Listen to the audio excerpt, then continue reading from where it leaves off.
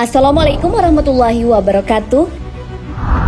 Sahabat beriman, tidak ada yang tidak diketahui oleh Allah Subhanahu wa Ta'ala, dari yang terkecil sampai yang terbesar. Allah Subhanahu wa Ta'ala mengetahui yang tidak diketahui manusia. Allah Subhanahu wa Ta'ala mengetahui yang terlihat dan tak terlihat. Oleh karena itu, perkara yang diputuskan olehnya adalah keputusan seadil-adilnya. 3 orang soleh telah membuktikannya. Siapakah mereka? Apa yang mereka kerjakan sehingga harus berakhir di neraka? Lalu bagaimanakah seharusnya beramal itu? Tonton video ini hingga akhir agar tidak sesat. Siapakah 3 orang yang diceritakan dalam hadis Nabi Shallallahu Alaihi Wasallam? Orang-orang yang beramal belum pasti masuk surga dan belum tentu bebas dari neraka. 3 orang yang terlihat soleh membuktikannya. Hal ini sesuai hadis Rasulullah Shallallahu Alaihi Wasallam yang diceritakan Abu Hurairah. Hadis ini diriwayatkan oleh Imam Muslim, An-Nasa'i, Imam Ahmad, dan Baihaqi. Kisah yang sama tapi dalam teks yang berbeda.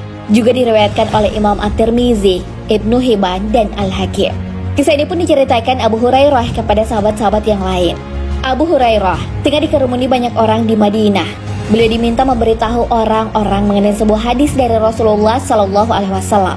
Hadis yang diberitahukan Rasulullah Shallallahu Alaihi Wasallam kepada Abu Hurairah diberitahu saat ada orang lain yang bersama mereka.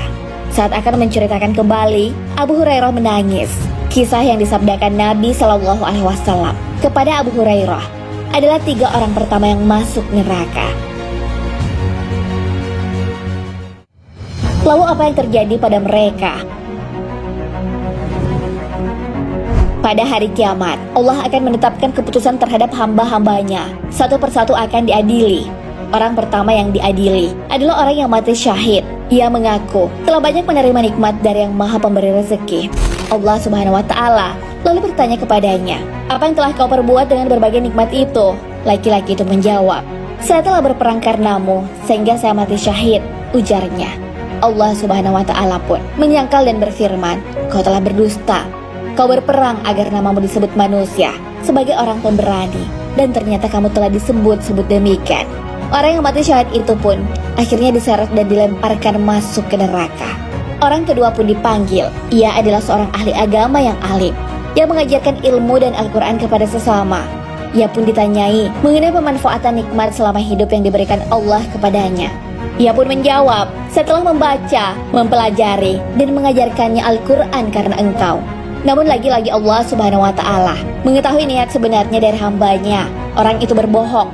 Allah Subhanahu wa Ta'ala berfirman, "Kamu berdusta, kamu mempelajari ilmu agar disebut sebagai orang alim, dan kamu membaca Al-Quran agar kamu disebut sebagai orang qari." Akhirnya, nasib orang kedua sama dengan orang pertama sebelumnya.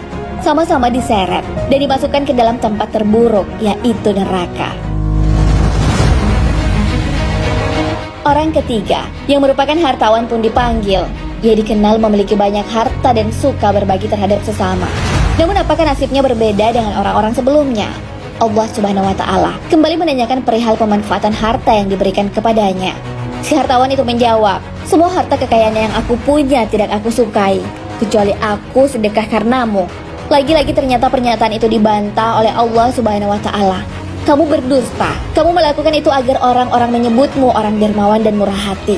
Ia pun bernasib sama dengan 2 orang sebelumnya, diseret malaikat ke dalam neraka. Abu Hurairah lalu ditepuk bahunya oleh Rasulullah Shallallahu Alaihi Wasallam dan bersabda, "Wahai Abu Hurairah, mereka adalah manusia pertama yang merasakan panasnya api neraka jahanam pada hari kiamat nanti." Hadis riwayat Muslim. Lalu bagaimana seharusnya beramal itu? 3 orang tersebut melakukan amalan dengan pahala yang besar, namun tak berakhir di surga. Sebuah amalan diterima dengan 2 syarat. Syarat itu diberitahukan oleh Ibnu Katsir. Beliau berkata, "Inilah 2 landasan amal yang diterima: ikhlas karena Allah dan sesuai dengan sunnah Rasulullah Shallallahu Alaihi Wasallam." Seseorang yang melakukan amalan dengan tujuan mendapatkan balasan di dunia, mereka akan diberi. Namun di akhirat, mereka tak mendapat apa-apa. Hal ini ditegaskan Allah Subhanahu wa Ta'ala di dalam Al-Quran. "Barang siapa yang menghendaki kehidupan dunia dan perhiasannya, niscaya kami berikan kepada mereka balasan pekerjaan mereka di dunia dengan sempurna, dan mereka di dunia tidak akan dirugikan. Itulah orang-orang yang tidak memperoleh di akhirat." kecuali neraka. Dan lenyaplah di akhirat itu apa yang telah mereka usahakan di dunia, dan sia-sialah apa yang telah mereka kerjakan. Al-Quran Surah Hud ayat 15 hingga 16. Nah sahabat beriman, itulah kisah 3 orang pertama yang masuk neraka. Mereka melakukan amal kebaikan, namun ternyata mereka melakukannya karena ingin dapat pengakuan dari sesama manusia. Hal itulah yang membuat mereka berakhir di neraka. Padahal semua yang kita lakukan harusnya hanya untuk Allah Subhanahu wa Ta'ala.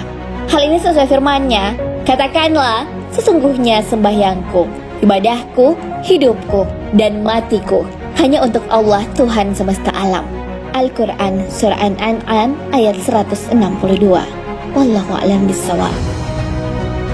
Sahabat beriman, jangan lupa berbagi informasi dengan share video ini, karena sebaik-baik manusia ada yang paling bermanfaat bagi manusia.